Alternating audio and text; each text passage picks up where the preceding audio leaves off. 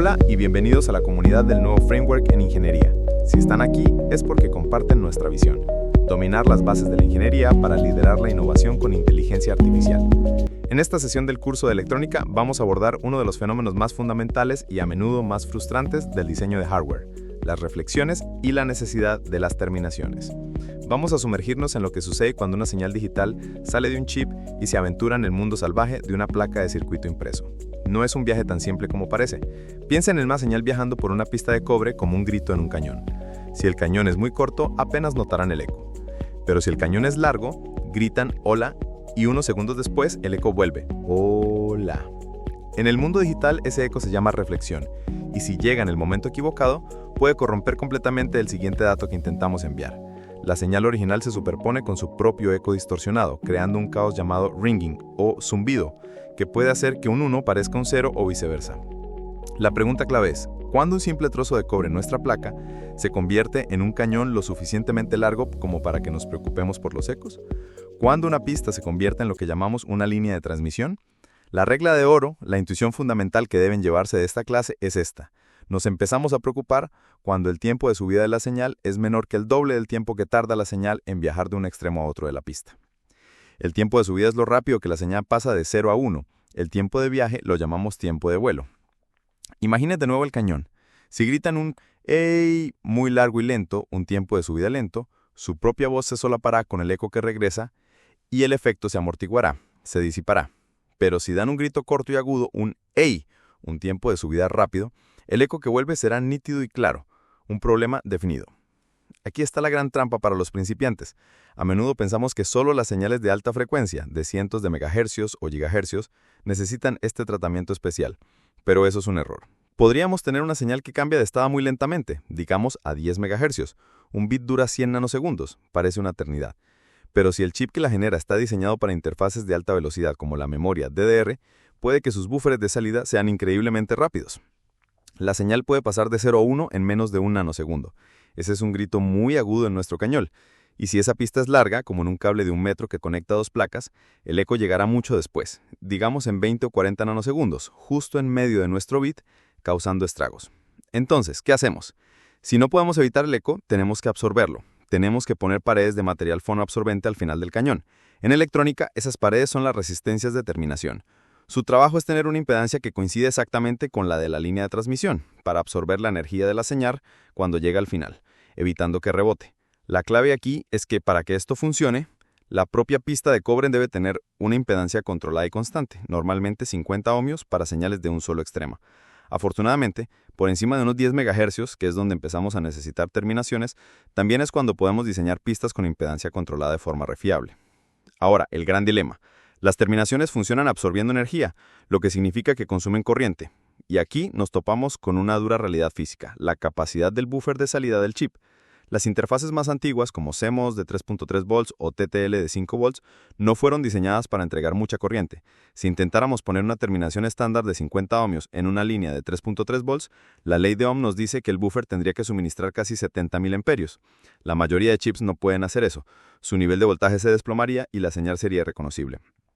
Por eso, para estas señales, cuando se necesita una terminación, se usan trucos como la terminación en serie o la terminación AC.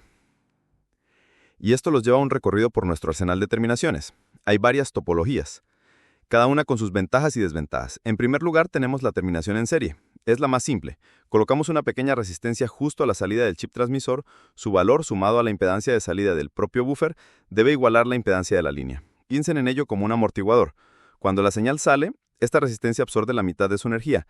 La señal viaja por la línea con la mitad de su voltaje. Llega al final, rebota, y al volver a pasar por la resistencia en serie, el eco se extingue. Es elegante, consume muy poca energía, pero solo funciona bien en conexiones de punto a punto, de un transmisor a un solo receptor. En segundo lugar, tenemos la familia de la terminación en paralelo. Aquí, la resistencia se coloca al final de la línea, en el lado del receptor. Esta es la pared fonoabsorbente de nuestro cañón. Hay varias formas de hacerlo. Podemos conectar la resistencia a tierra o al voltaje de alimentación, VDD, pero la forma más común y efectiva es conectarla a un voltaje especial llamado VTT, o voltaje de terminación. Este VTT suele ser la mitad del voltaje de alimentación, VDD entre 2. Esto tiene la ventaja de que la corriente que consume el buffer es la misma si envía un 1 o un 0, lo cual es mucho más balanceado. La desventaja es que ahora necesitamos un componente extra, un regulador de voltaje para generar este BTT estable, y en la placa de circuito Ofen diseñamos una pequeña isla de cobre dedicada, la isla de terminación, para distribuir este voltaje a todas las resistencias. Finalmente, una variante ingeniosa de la terminación en paralelo, la terminación Thevenin. En lugar de una sola resistencia DTT, usamos dos. Una conecta la línea de señal a VDD y la otra la conecta a tierra. Si la impedancia de la línea es de 50 ohmios, usaríamos dos resistencias de 100 ohmios. Juntas presentan una impedancia equivalente de 50 ohmios a la línea, pero hacen algo mágico por el buffer de salida. Volvamos a nuestro ejemplo anterior, un sistema de 1.5 volts. Una terminación en paralelo simple, a tierra, requeriría 28 miliamperios. Es difícil encontrar un chip que pueda con eso, pero con una terminación Thevenin, el requisito de corriente se divide. Ahora el buffer solo necesita suministrar más 14 miliamperios para un 1 y absorber menos 14 miliamperios para un 0. Acabamos de reducir la exigencia a la mitad. De repente, muchos FPGAs y microcontroladores que tienen capacidades de 16 o 24 miliamperios se vuelven viables para nuestro diseño.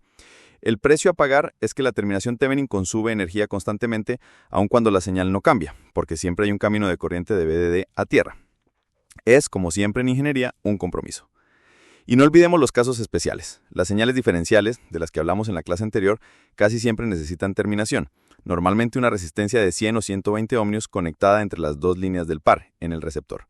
La buena noticia es que muchos chips modernos de alta velocidad tienen estas terminaciones integrados en el silicio, lo que se conoce como ODT o On-Die Termination. La mala noticia es que a veces la hoja de datos no lo deja claro. Una práctica de diseño defensiva es colocar en el esquemático una resistencia de terminación marcada como DNP, Do Not Populate. Si durante las pruebas vemos que la señal es mala, podemos soldar esa resistencia.